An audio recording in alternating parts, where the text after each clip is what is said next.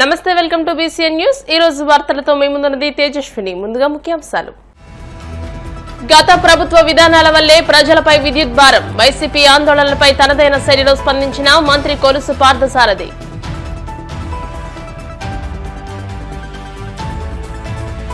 ఎలాంటి కక్ష సాధింపు చర్యలకు పాల్పడలేదన్న మంత్రి నాదెండ్ల మనోహర్. వ్యక్తిగతంగా ఇబ్బందులు పెట్టాల్సిన అవసరం లేదంటూ స్పష్టం.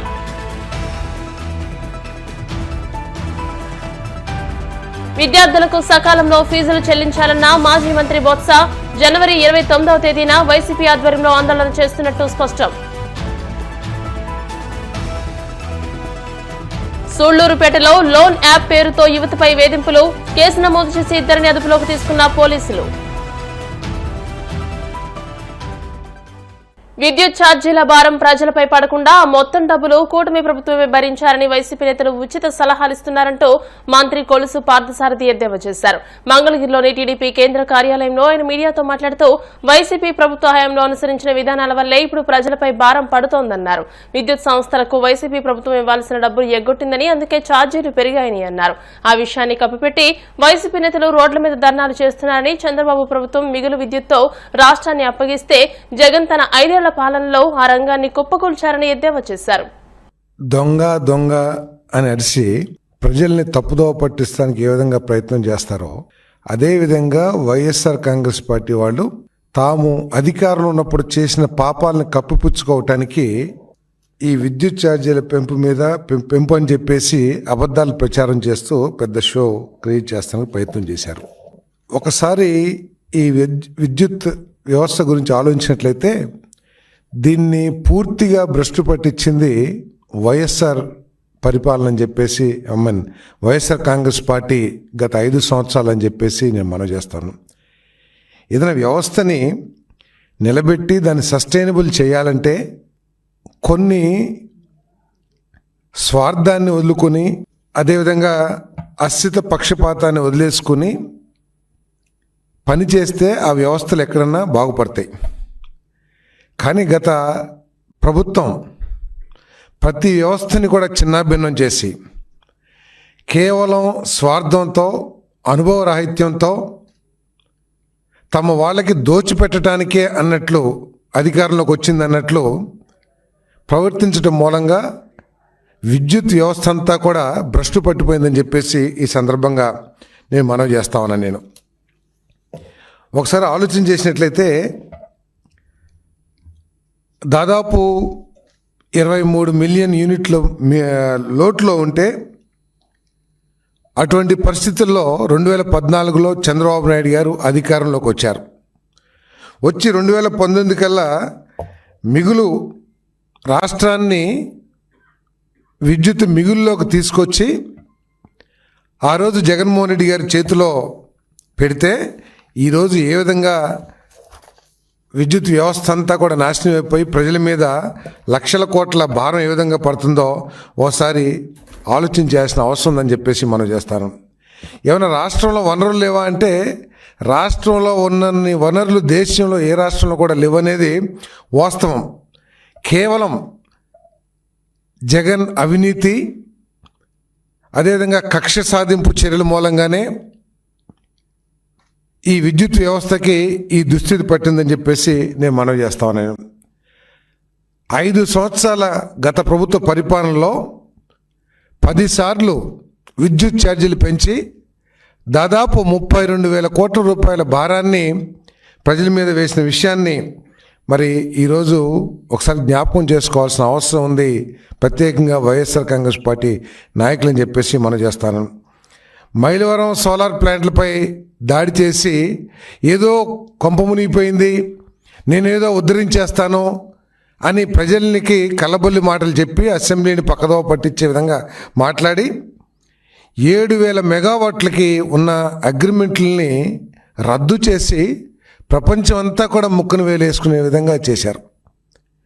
కేవలం రద్దు చేయటమే కాదు, ఆ రద్దు మూలంగా ప్రపంచవ్యాప్తంగా ఈ రాష్ట్ర ప్రభుత్వం మీద గత ప్రభుత్వంలో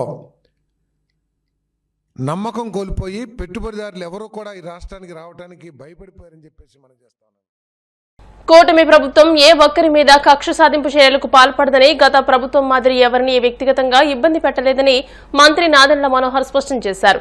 రాజానగరంలో ఇటీవల వివిధ ప్రమాదాల్లో ప్రాణాలు కోల్పోయిన జనసేన పార్టీ క్రియాశీలక సభ్యుల కుటుంబాలకు బీమా చెక్కులు అందజేశారు. ఈ మేరకు ఆయన మాట్లాడుతూ మాజీ మంత్రి పేర్ని నానిపై తమకు ఎలాంటి రాజకీయ కక్ష లేదన్నారు. కుట్రలు చేయాల్సిన అవసరం కూటమి ప్రభుత్వానికి లేదని, ప్రజలు ఓట్లు వేసి గెలిపించిన తర్వాత ప్రభుత్వంలో అవకాశం ఇచ్చినప్పుడు బాధ్యతగా పనిచేయాలని అన్నారు. అదే తరహా తమ ప్రభుత్వం పనిచేస్తుందని గుర్తు చేశారు.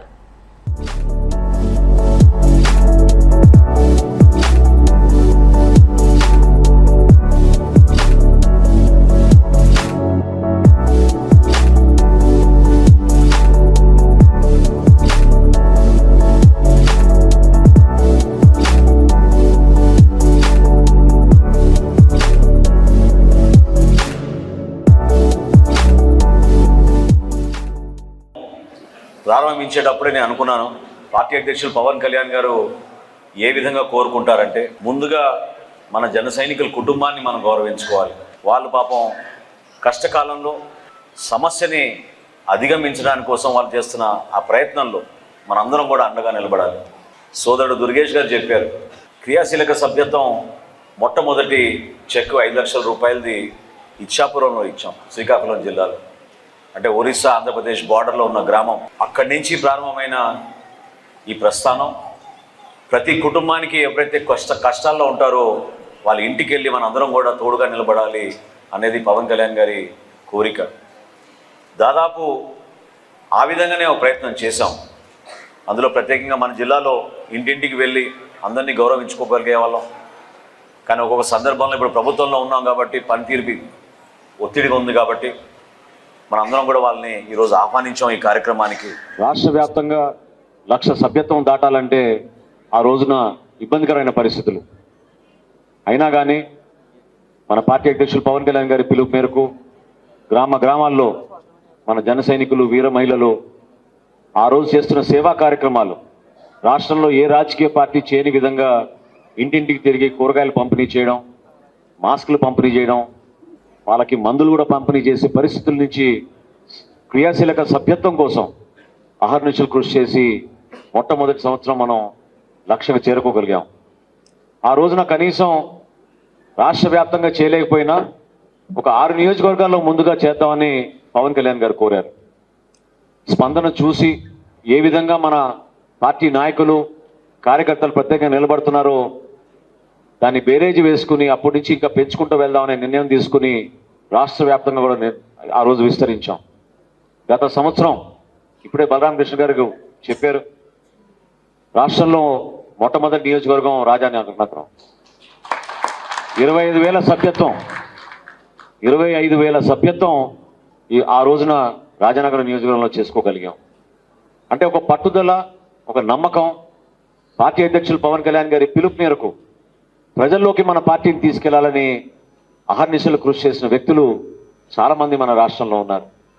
ఒక్కోసారి నిజంగా ఆశ్చర్యం కలిగిస్తుంది. అంటే ఇందాక ఉదయ్ శ్రీనివాస్ గారు ఏ విధంగా చెప్పారో, ఒక మధ్యతరగతి నుంచి అటువంటి కుటుంబం నుంచి వచ్చి రాజకీయాల్లో ప్రవేశపెట్టడం కాకుండా కొత్త నాయకత్వం పెంచడానికి కోసం పవన్ కళ్యాణ్ గారు పార్టీని స్థాపించారు. 2014లో ఆ రోజున పవన్ కళ్యాణ్ గారు పార్టీ స్థాపించినప్పుడు అనేక అనుమానాలు, అవమానాలు, ప్రశ్నలు కూడా. అసలు నిజంగానే పార్టీ నడపగలుగుతారా? గతంలో జరిగిన అనుభవాన్ని అందరూ గుర్తు తెచ్చుకుని ఇది ఎక్కువ రోజులు ఉండదు ఈ పార్టీ అనే భావన కూడా చాలామంది వ్యక్తపరిచిన రోజుల నుంచి అంచెలంచెలుగా ప్రతి సందర్భాల్లో అవమానాలు తట్టుకుని వ్యక్తిగత విమర్శలు కూడా ఆయన ఎదుర్కొని రాష్ట్ర ప్రజలకి అంకిత భావంతో పని నాయకులు మన పవన్ కళ్యాణ్ గారు. నా ప్రయాణంలో జనసేన పార్టీలో 2018 నుంచి ఎక్కడ చూసినా కూడా నేను ఇప్పుడే ఉదయ్ శ్రీనివాస్ గారికి చెప్తున్నాను, ఏ గ్రామాల్లో ఏ జిల్లాలో వెళ్ళినా సరే జన సైనికుల అభిమానం ఎవరితో కూడా పోల్చుకోలేం. మనస్ఫూర్తిగా అభిమానం ఇస్తారు. విద్యార్థులకు చెల్లించాల్సిన ఫీజు రియంబర్స్మెంట్, వసతి దీవెన బకాయిలు వెంటనే విడుదల చేయాలని మాజీ మంత్రి బొత్స సత్యనారాయణ డిమాండ్ చేశారు. విశాఖపట్నం క్యాంప్ ఆఫీసులో శాసనమండలి విపక్ష నేత మాజీ మంత్రి బొత్స సత్యనారాయణ మీడియాతో మాట్లాడుతూ బకాయిలు వెంటనే విడుదల చేయాలని డిమాండ్ చేస్తూ జనవరి 3వ తేదీన కలెక్టరేట్ల వద్ద వైసీపీ ఆధ్వర్యంలో నిర్వహించాల్సిన నిరసన కార్యక్రమాలను వాయిదా వేసినట్టు తెలిపారు. విద్యార్థుల పరీక్షల కారణంగా ఈ కార్యక్రమాన్ని జనవరి 29వ తేదీ నాటికి వాయిదా వేస్తున్నట్టు వెల్లడించారు. అప్పటిలోగా ప్రభుత్వం విద్యార్థులకు ఇవ్వాల్సిన ఫీజు రియంబర్స్మెంట్, వసతి దీవెన డబ్బులు విడుదల చేసి ఆదుకోవాలని కోరారు. అలాగే విద్యుత్ ఛార్జీల భారాన్ని వెనక్కి తీసుకోవడంతో పాటు ప్రభుత్వమే డిస్కంలకు చెల్లించాలని డిమాండ్ చేశారు. ప్రభుత్వం ఇప్పటికైనా కళ్లు తెరిచి ఛార్జీల పెంపు నిర్ణయాలు వెనక్కి తీసుకోవాలని, వినియోగదారులపై వేసిన భారాన్ని ఉపసంహరించుకోవాలని డిమాండ్ చేశారు. విద్యుత్ వినియోగదారులు కలిసి విద్యుత్ వినియోగదారులు పడుతున్న ఇబ్బందుల మీద ప్రభుత్వం పెంచిన ట్రోప్ ఛార్జీల పేరిట 15,000 కోట్ల రూపాయల్ని వారి మీద అదనపు భారం వేయడం, ఒక్కొక్క యూనిట్ కి ₹1.20 నుంచి ₹1.25 చొప్పున అధికంగా వేయడం అనేది ఎప్పుడూ చూడలే. ఈ నేపథ్యంలో తీసుకున్న ఆ కార్యక్రమాన్ని, ఆ నిర్ణయాన్ని రోల్ బ్యాక్ చేయాలని, ఈ 15,600 కోట్ల రూపాయల్ని ఏదైతే ట్రోప్ ఛార్జ్ మీద దాన్ని ప్రభుత్వమే మరి డిస్కామ్లకి చెల్లించాలని పార్టీ నిర్ణయించడం, దాని మీద రిప్రజెంటేషన్ ఇవ్వడం, పెద్ద ఎత్తున అందరూ పాల్గొనడం అందరూ కూడా చూశారు. ఇప్పటికైనా ప్రభుత్వం కళ్ళు తెరిచి ప్రభుత్వం తీసుకున్న నిర్ణయాన్ని వెనక్కి తీసుకుని మీరు ఎన్నికల్లో మాటిచ్చిన ప్రకారం ఆ నిర్ణయం మరి విద్యుత్ వినియోగదారుల మీద ఏ విధమైన భారం పడకుండా చేయాలని మళ్ళీ ప్రభుత్వాన్ని డిమాండ్ చేస్తున్నాం. ఏదైతే రైతు తాలూకా పండిన పంటకి ధాన్యానికి గిట్టుబడి రాలేదని, అకాల వర్షాల వల్ల రైతులు పడుతున్న ఇబ్బందుల మీద దాని మీద కూడా జిల్లా కలెక్టర్లందరికీ కూడా రిప్రజెంటేషన్ ఇవ్వడం జరిగింది. ప్రజాభాన్ని వినిపించాం. నిన్న వచ్చి విద్యుత్ ఛార్జీ కూడా చెప్పాం. ఇది అయినా ప్రభుత్వానికి ఎక్కడా కూడా చలనం లేదు. ఎన్నికల్లో ఇచ్చిన మాటలను వచ్చి పెడచవని పెట్టి కలబల్లి మాటలతో కాలం గడుపుతున్న నేపథ్యాన్ని చూస్తున్నాం. రేపు 3వ తేదీ నాడు విద్యార్థులకు ఇప్పటికే రావాల్సిన ఫీజు రింబర్స్మెంట్ బకాయిలు ఏవైతే 2,800 కోట్ల రూపాయలు ఉన్నాయో, అలాగే వసంత దీవెన బకాయి ఏదైతే 1,100 కోట్ల రూపాయలు ఉందో మొత్తం వెలిసి 3,900 కోట్ల రూపాయలని వెంటనే విడుదల చేయాలని, ఆ విద్యార్థులకి కాలేజీలకు అవుట్ గోయింగ్ స్టూడెంట్స్కి వాళ్ళ సర్టిఫికేట్లు ఇవ్వక ఎగ్జామ్స్ కూర్చోబెట్టుగా పడుతున్న ఇబ్బందుల్ని ఆలోచన చేసి వాళ్ళకి ఆ ఇబ్బందులు లేకుండా చేయాలనేది రేపు 3వ తేదీ నాడు కలెక్టర్లకి రిప్రజెంటేషన్ ఇవ్వాలని పెట్టాం. 3వ తేదీ నాడు ఎగ్జామ్స్ ఉన్నాయి హైయర్ ఎడ్యుకేషన్ వాళ్ళకి. జనవరి 29వ తారీఖు నాటికి దాన్ని వాయిదా వేయడం జరిగిందనే విషయాన్ని తెలియజేస్తున్నాం. ఈ లోపైన ప్రభుత్వం ఇది రిలీజ్ చేసి వాళ్ళు ఆదుకోవాలని, వాళ్ళకి హార్ట్ బాన్ లేకుండా, వాళ్ళకి ఇబ్బంది లేకుండా చేయాలని ప్రభుత్వాన్ని కోరుతున్నాం. నాకు అర్థమైన విషయం ఏంటంటే, ఎన్నికల ముందు వచ్చి వైసీపీ పార్టీ అప్పు చేసింది, ప్రభుత్వం లక్షల కోట్లు అప్పు చేసేస్తుంది అని చెప్పి రోజు బాగా పట్టుకుని ఊదేవారు. వాస్తవంగా అప్పులు ఎంత ఉన్నాయో ఏమిటో అనే విషయాన్ని కూడా వాస్తవంగా మనం ఆ రోజు చెప్పడం కూడా జరిగింది. సరే 14 కోట్లు అన్నారు, 14 లక్షలు అన్నారు, తర్వాత 10 లక్షలు అన్నారు. కాదు, బడ్జెట్లో మీరు పెట్టిన లెక్క చూసుకుంటే 5 లక్షల కోట్లు చిల్లరకే వచ్చిందనే విషయాన్ని కూడా మరి చెప్పడం కూడా జరిగింది. అయినా సరే మళ్ళీ కార్పొరేషన్ అన్నారు, కార్పొరేషన్ కూడా కలుపుకుని అన్నీ కలుపుకున్నా సరే 6 లక్షల కోట్లు దాటలేదనే విషయాన్ని కూడా చెప్పడం జరిగింది. ప్రభుత్వం వచ్చి 6 నెలలు దాటి 7వ నెలలు ఇంకా అడుగు పెడుతుంది. కూటమి ప్రభుత్వం వచ్చి రాష్ట్రంలో ఇప్పటికే 74,000 కోట్ల రూపాయలని అప్పు చేశారు. ఏది బడ్జెట్లో ప్రభుత్వం అప్పు చేసింది. ఆ రోజు కార్పొరేషన్లో అని గొడవపెట్టారు. ఇప్పుడు కార్పొరేషన్ నుంచి కూడా అప్పులు తీసుకుంటున్నారే. మార్కెట్ నుంచి తీసుకున్నారు, సివిల్ సప్లైస్ నుంచి తీసుకున్నారు, ఏపీఎండిసి నుంచి తీసుకున్నారు. ఈ 74,000 కోట్ల రూపాయలు కాకుండా ఇది కూడా మళ్ళీ అప్పు తీసుకున్నారు. ఆ రోజు పెన్షన్ 3,000 రూపాయలు ఇచ్చాం. ఈ 1,00,000 కోట్లలో పెన్షన్ 4,000 రూపాయలు తప్ప, అంటే 4,000 అంటే 3,000 రూపాయలు ఇస్తే 1,000 రూపాయలు తప్ప, అనౌన్స్మెంట్ చేసిన 1,000 రూపాయలు తప్ప ఇంకేమి ఇచ్చారు చెప్పండి. ఫీజు రింబర్స్మెంట్ ఇవ్వలేదు. విద్యుత్ ఛార్జీలు 15,000 రూపాయలు పెంచారు. పక్క 15,000 కోట్ల రూపాయలు పెంచారు. ₹1.20 పర్ యూనిట్కి ప్రతి పేదవాడి మీద తలభారం వేశారు. ఓ పక్క వచ్చి విద్యుత్ 200 యూనిట్లకు వచ్చి ఎస్సీ ఎస్టీలకు ఫ్రీగా ఉండేది. వాళ్ళకి వచ్చి ట్రోప్ ఛార్జీల పేర్లు వచ్చి కరెంట్ కట్ చేశారు వాళ్ళ ఇళ్ళకి కూడా. ఇంతకుముందు అగ్రికల్చర్ కనెక్షన్లు ఇచ్చేవాళ్ళం ప్రెసిడెంట్ మేళంలో, ఆన్లైన్లో బుక్ చేసుకునే వాళ్ళం. ఇప్పుడు ప్రెసిడెంట్ మేళంలో 3 నెలలకి రిలీజ్ చేస్తుండేవాళ్ళం. ఇప్పుడు ఏకంగా ఆ రిజిస్ట్రేషన్ ఆపేశారు. చూడండి, అగ్రికల్చర్ కనెక్షన్కి ఎక్కడైనా రిజిస్ట్రేషన్ అవుతుంది ఇటు ఆపేశారు. ఏమనంటే మళ్ళీ మా మీద మాట్లాడతారు. మేము అధికారంలో ఉన్నప్పుడు ఇన్ని ఉంటూ కూడా చేశాం కదా, ఇన్స్పైట్ ఆఫ్ ఇవన్నీ ఉంటే కదా చేశాము. మరి మీరు తెచ్చిన 1,00,000 కోట్ల రూపాయలు ఏం చేశారు? దేనికి ఖర్చు పెట్టారు? ప్రజలకు ఏం చేస్తున్నారు చెప్పండి. ఏం చెప్పాను నాకు అర్థం అవ్వలే. ఏమనంటే నేను నిన్న ఇప్పుడు చూశాను, కొంతమంది మంత్రులు వచ్చి నిన్న మేము దీని రిప్రజెంటేషన్ ఇస్తుంటే ఇదంతా జగన్మోహన్ రెడ్డి గారి పుణ్యమని చెప్తున్నారు. ఇప్పుడు కాసేపు ప్రకటనలు.